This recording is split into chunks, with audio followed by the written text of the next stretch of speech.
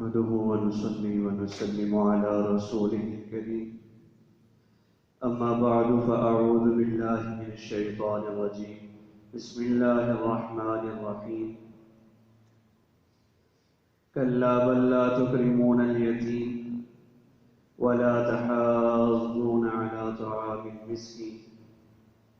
وتأكلون التراث أكلا لما وتحبون المال حبا جما كلا إذا دكت الأرض دكا دكا وجاء ربك والملك صفا صفا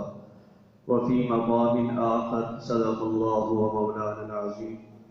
اللهم صل على سيدنا ومولانا محمد وعلى آل سيدنا ومولانا محمد وبارك وسلم وصل عليه.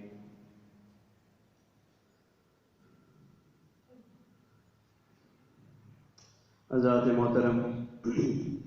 اللہ تعالیٰ کے فضل، کرم، انعامات، احسانات، عنایات کے ساتھ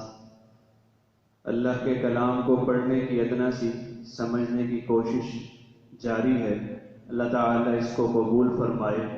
اور بہترین طریقے سے عمل پیدا ہونے کی اور اس کو پھیلانے کی توفیق کاملہ نصیب فرمائے. الحمدللہ آج ہمارا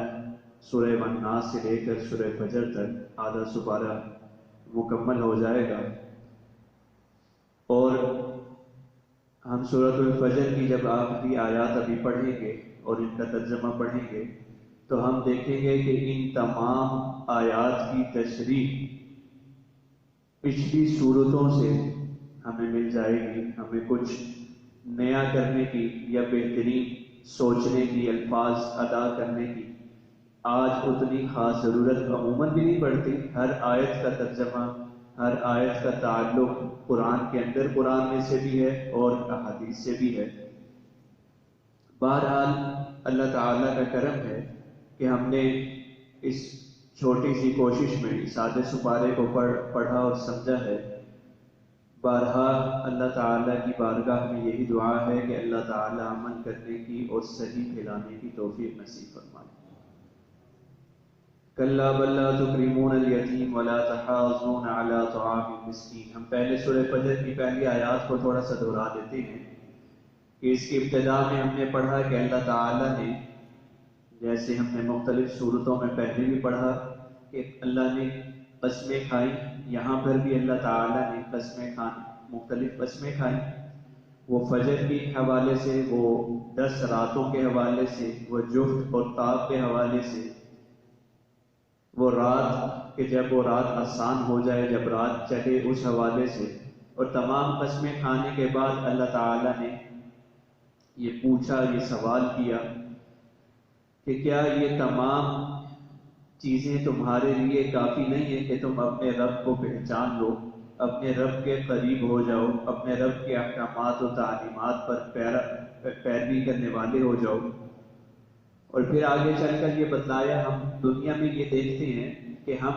طاقت کی طرف، شہرت کی طرف، بادشاہت کی طرف، عہدے کی طرف جانے کی بڑی کوششیں کرتے ہیں، اور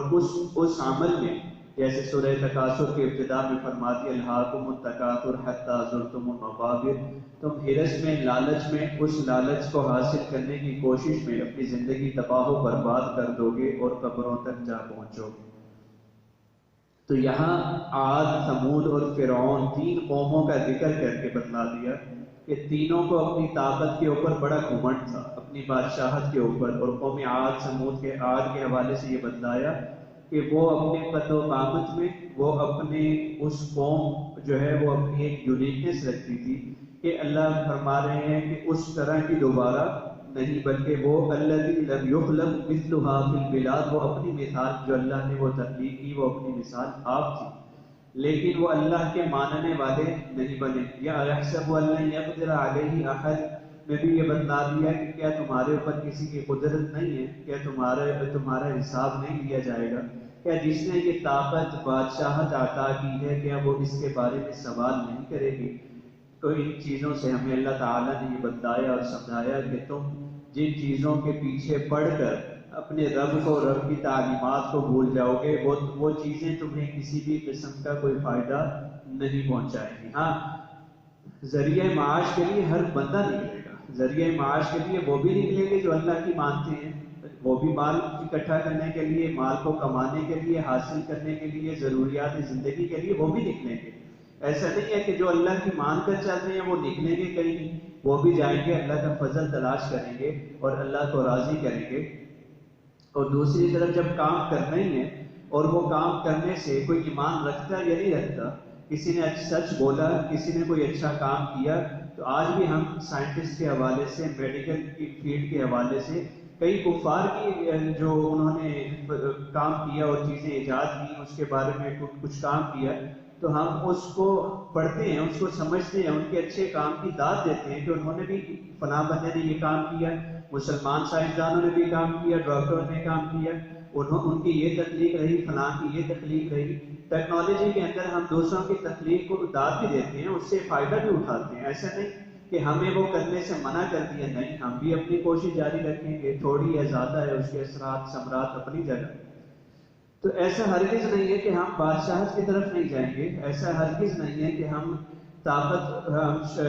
حاصل نہیں کریں گے، ہم عہدہ حاصل نہیں کریں گے، ہم شہرت حاصل نہیں کریں گے، لیکن ہم شہرت، طاقت، عہدے کے پیچھے اپنی زندگی برباد نہیں کریں گے، اپنے اعمال کو ضائع نہیں کریں گے، بلکہ یہ چیزیں کس کی ہیں؟ اللہ کی طرف سے ہیں، تو ہم اللہ ہی کے احکامات کو حاصل کریں گے۔ پھر جو نعمت ہمیں اللہ عطا کر دیں ہم اسی میں خوش رہیں گے، اور جو نعمت دوسروں کے پاس ہوگی ہم اس میں بھی راضی رہیں گے اور دعا کریں گے کہ یا اللہ اس کو بھی اور عطا فرما، ہمیں بھی اور عطا فرما۔ ہم حسد سے دور رہیں گے، کینہ بغض سے دور رہیں گے۔ بحیثیت انسان کوئی غلطی، گناہ سرزد ہم سے ہو بھی جائے تو ہم اس کو بھول کر اللہ سے معافی مانگ کر آگے چلیں گے۔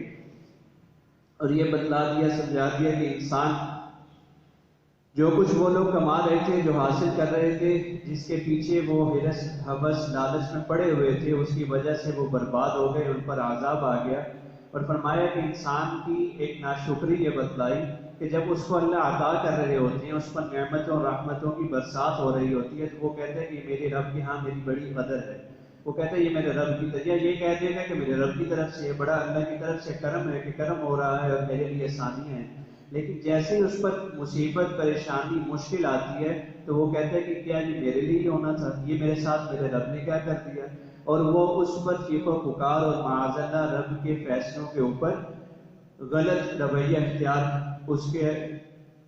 اپنے اعمال، اپنے الفاظ جو ہے وہ غلط سمت کی طرف لے جاتا ہے اور بھٹک جاتا ہے۔ حالانکہ تسلی کتنی بڑی دے دی کہ انسان جب مصیبت، مشکل، پریشانی، بیماری میں ہوتا ہے تو اللہ کا احسان یہ ہے کہ اللہ تعالیٰ کی طرف سے وہ بندہ یہ سمجھے کہ مجھے اللہ تعالیٰ نے اپنے قریب کرنے کے لیے یہ مصیبت، پریشانی دی ہے، میں اللہ کی مان کر چلوں، اس میں بھی اللہ کی رضا میں راضی رہوں تو میں اللہ کے اور قریب ہو جاؤں گا۔ اور اللہ تعالیٰ اپنے نیک بندوں کو آزمائش میں مبتلا کرتے ہیں۔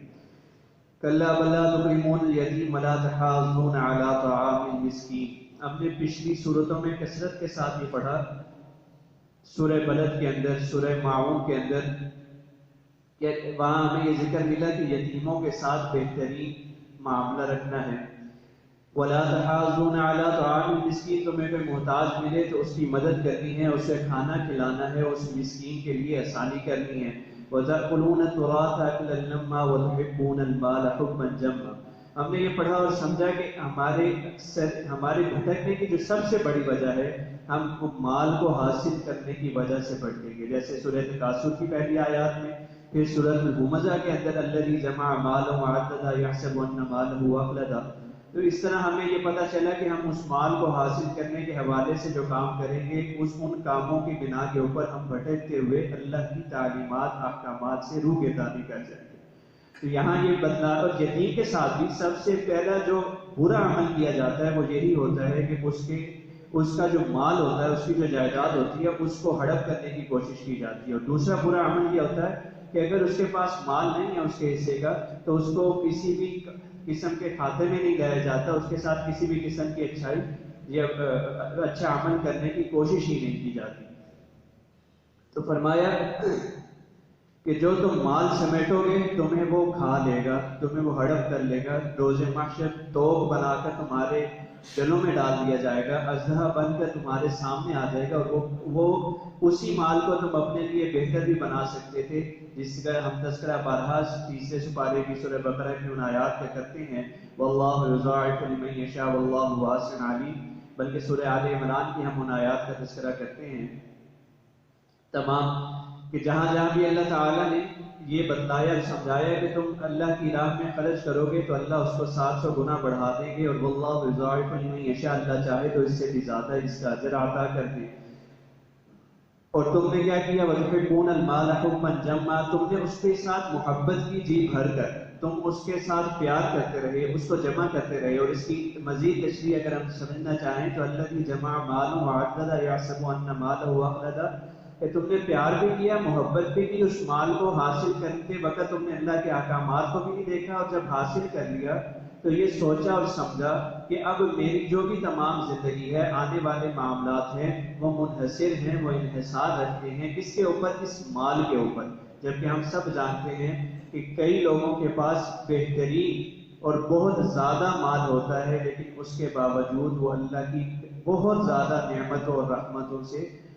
فائدہ حاصل نہیں کر سکتے، وہ محروم رہتے ہیں۔ اور بہت سارے ایسے کہ جن کے پاس مال دیکھنے میں نہیں اتنا ہوتا، لیکن وہ اللہ کی بڑی نعمتوں اور بڑی رحمتوں سے بڑے فائدے اٹھا رہے ہوتے ہیں۔ تو یہ اللہ کا کرم ہے کہ جہاں وہ ہوگا اور جس پر ہوگا، وہ مال کی صورت میں ہے، وہ انعامات کی صورت میں ہے، رحمت کی صورت میں ہے، جیسے بھی ہے، بندے کو اس میں راضی رہ کر اللہ تعالیٰ کی رضا کو مزید حاصل کرنے کی توفیق ہمت کرنی چاہیے۔ وَجَاءَ رَبُّكَ كَلَّا إِذَا دُكَّتِ الْأَرْضُ دَكًّا دَكًّا وَجَاءَ رَبُّكَ وَالْمَلَكُ صَفًّا صَفًّا۔ اس میں اللہ سوال کر رہے ہیں کہ کیا کوئی ایسا بندہ ہے کہ جب وہ پستی میں چلا جائے گا، جب وہ زمین کے اندر اس کو بھر دیا جائے گا، تو کیا کوئی ایسا ہے جو اس کی مدد کر سکے؟ کیا کوئی ایسا ہے جو اس کے کام آ سکے؟ تو یہ بتا دیا کہ دو چیزیں آ سکتی ہیں، آپ کو ایک ہی چیز آئے گی، وہ اعمال ہے۔ جو اعمال وہ کر کے چلا گیا یا وہ سکھلا کر چلا گیا، تو دونوں کی صورتوں میں اس کو فائدہ تو ہوگا۔ اب وہ اعمال برے لے کر گیا ہے اور ایمان والا ہے تو اس کے لیے آسانی پھر بھی ہو سکتی ہے، اور اگر وہ اعمال بھی برے لے کے گیا اور ایمان تو تھا ہی نہیں اس کے پاس، تو پھر اس کے لیے تو بہت ہی زیادہ مسئلے اور پریشانی ہے۔ وَجَاءَ رَبُّكَ وَالْمَلَكُ صَفًّا صَفًّا وَجِيءَ يَوْمَئِذٍ بِجَهَنَّمَ يَوْمَئِذٍ يَتَذَكَّرُ الْإِنسَانُ وَأَنَّىٰ لَهُ الذِّكْرَىٰ، اور آئے تیرا رب اور فرشتے آئیں قطار قطار میں، اور لائی جائے اس دن دوزخ، اس دن سوچے گا آدمی۔ یہاں لائی جائے دوزخ سے مراد کے بھی ہم سورہ تکاثر کی ان آیات کو لے سکتے ہیں،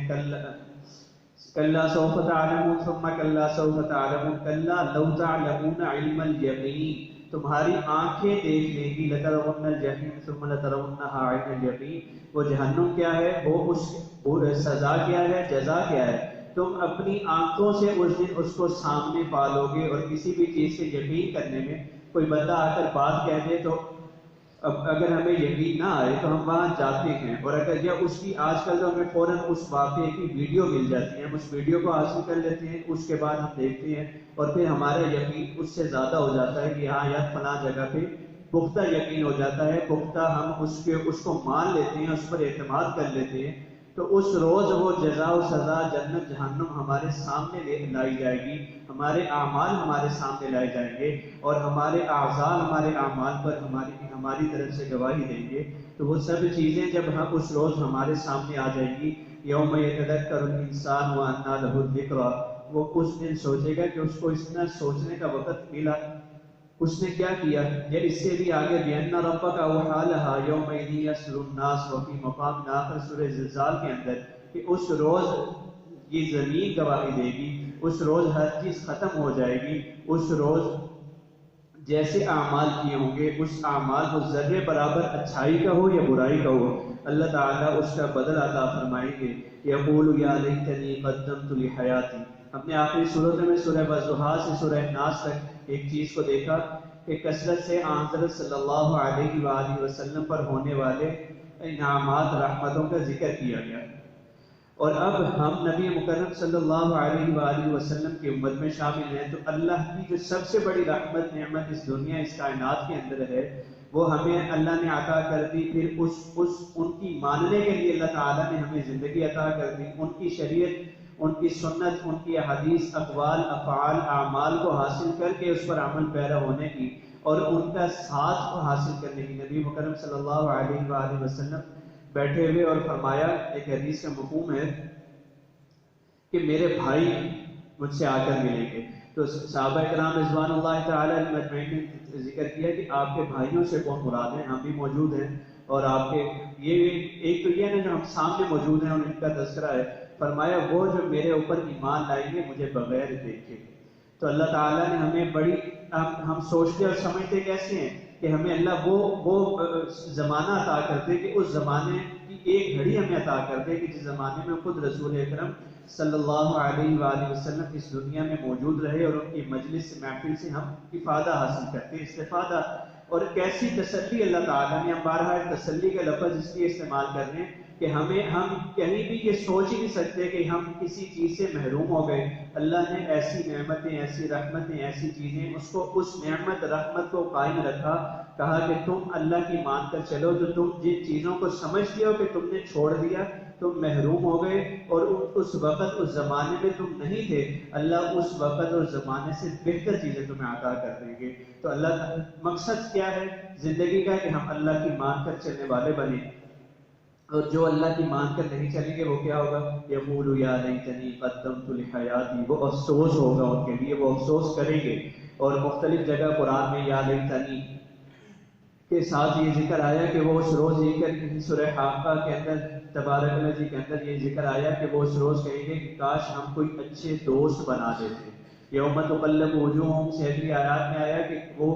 بد دعا کریں گے ان لوگوں کے لیے کہ جنہوں نے ان کو برائی، گناہ، گمراہی کی طرف دھکیلا، اور وہ کہیں گے یا لیتنا اطعنا اللہ و اطعنا الرسول، کہ کاش ہم اللہ اور اللہ کے رسول کی اطاعت کر لیتے۔ اب اللہ اور اللہ کے رسول کی اطاعت کا ہمیں کیسا بہترین موقع ملا کہ ہمیں ہماری اکثریت کو اس چیز کو حاصل کرنے کی ضرورت نہیں پڑی، اللہ نے ہماری جیسی آنکھ کھولی، اللہ تعالیٰ نے یہ نعمت، یہ رحمت، یہ کرم ہمارے اوپر اسی وقت فرما دیا۔ اور اب اتنی بڑی نعمت اور رحمت کو سنبھالنا، اس کی قدر کرنا اور اس کے مطابق اپنی زندگی گزارنا، یہ ہمارا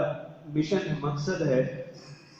اور ہماری ذمہ داری ہے۔ فَيَوْمَئِذٍ لَا يُعَذِّبُ عَذَابَهُ أَحَدٌ وَلَا يُوثِقُ وَثَاقَهُ أَحَدٌ۔ پھر جو اللہ کی مان کر نہیں چلیں گے، جو مال وغیرہ کی وجہ سے بھٹک جائیں گے، تو اس روز ایسا عذاب ہوگا، ایسی پکڑ ہوگا کہ اس عذاب سے بڑا کوئی عذاب نہیں ہوگا، اس پکڑ سے اوپر کوئی پکڑ نہیں ہوگی۔ فی عمد ممددہ، نار اللہ الموقدہ، ایسے ایسے عذاب ہوں گے ستونوں والے کہ اللہ تعالیٰ اس میں ان کو بند کر دیں گے، اور ہر وقت ہر طرف آگ ہی آگ ہوگی، اور وہ آگ ان کو محسوس ہوتے ساتھ ان کے دلوں تک پہنچ جائے گی۔ اور ایک طرف وہ لوگ ہوں گے جو جنت میں اپنے اعمال کا بہترین فائدہ، بہترین جزا کو حاصل کرنے والے ہوں گے، ان پر اللہ تعالیٰ کی طرف سے سلامتی ہو رہی ہوگی۔ یا ایھا النفس المطمئنہ ارجعی الی ربک راضیۃ مرضیہ فادخلی فی عبادی وادخلی جنتی۔ ہم جو بھی کرتے ہیں اس لیے کرتے ہیں کہ ہمیں اللہ تعالیٰ اس دنیا میں دل کا سکون عطا فرما دے، دل کی تسلی عطا فرما دے، ہمارے دل راضی ہو جائیں۔ ہمیں ہر وقت یہ ٹینشن ہے، ہم غم ہیں، ہم اس سے دور ہو جائیں۔ ہم پیسہ کیوں کماتے ہیں؟ پیسہ کمانے کی، پیسے کے پیچھے دوڑنے کی ہماری ایک وجہ ہی ہوتی ہے کہ ہم زیادہ سے زیادہ حاصل کر لیں تاکہ خود بھی فیسلٹی سے فائدہ اٹھا لیں اور ہمارے جو بچے ہیں وہ بھی سہولیات سے جو ہے فائدہ اٹھا لیں۔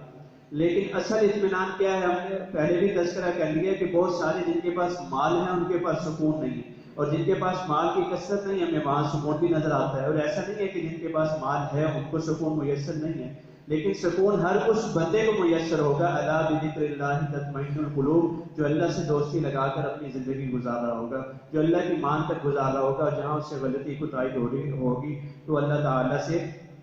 مغفرت کا طلبگار ہوگا۔ اور اس روز بھی وہ اطمینان والے نفس ہوں گے، وہ اطمینان والے دل ہوں گے، وہ اطمینان والے لوگ ہوں گے، اور ان کو ان کے رب کی رضا حاصل ہو جائے گی۔ اور کیا انعام کیا ہوگا؟ فَادْخُلِي فِي عِبَادِي وَادْخُلِي جَنَّتِي، کہ اس کو اس کے ہمسایوں کے ساتھ، رشتہ داروں کے ساتھ، حقوق اللہ اور حقوق العباد کے اندر، امام کو مقتدیوں کو امام کے ساتھ، بھائیوں بہنوں کے ساتھ اس نے جو اچھے اعمال جو بھی احکامات تعلیمات تھے اس نے ان احکامات تعلیمات کے مطابق اپنی زندگی گزارنے کی ادنا سی کوشش کی اور اللہ تعالیٰ سے اپنی غلطیوں کوتاہیوں اور گناہوں کے اوپر مغفرت کا طلبگار رہا اور اللہ کے پیغام کو آگے پہنچانے کی کوشش میں اپنی زندگی گزارتا رہا، پھر اللہ تعالیٰ اس سے راضی ہو جائیں گے اور اس کی چھوٹی چھوٹی نیکیوں کو اللہ تعالیٰ اجر کو اتنا بڑھا دیں گے کہ اس روز وہ خود خیال کرے گا اور سوچے گا کہ میرے اعمال کیا تھے اور مجھ پر جو اللہ کا کرم دنیا میں جو اللہ نے نعمت رحمتیں ادا کی وہ تو کی، اور یہاں آخرت میں کیسے اللہ تعالیٰ نے میرے لیے رحمتوں کے انبار لگا دیے، اور مجھ ادنا کو میں اپنے اعمال اپنی زندگی کو دیکھتے ہوئے کہاں میں اور کہاں مجھے امت محمد صلی اللہ علیہ وآلہ وسلم میں ہونے کا شرف عطا کر دیا، اور اس روز بھی نبی مکرم صلی اللہ علیہ وآلہ وسلم کا ساتھ حاصل کرنے کی توفیق بخشی ہے کہ میں اللہ تعالیٰ کے رسول کو راضی رکھوں اور تو وہاں بھی اللہ تعالیٰ کے رسول صلی اللہ علیہ وآلہ وسلم کا ساتھ حاصل کروں۔ اللہ تعالیٰ ہمیں کامل عمل پیرا ہونے کی کوشش کرنے کی، مغفرت کے طلبگار رہنے کی توفیق کاملہ نصیب فرمائے۔ وآخر دعوانا الحمد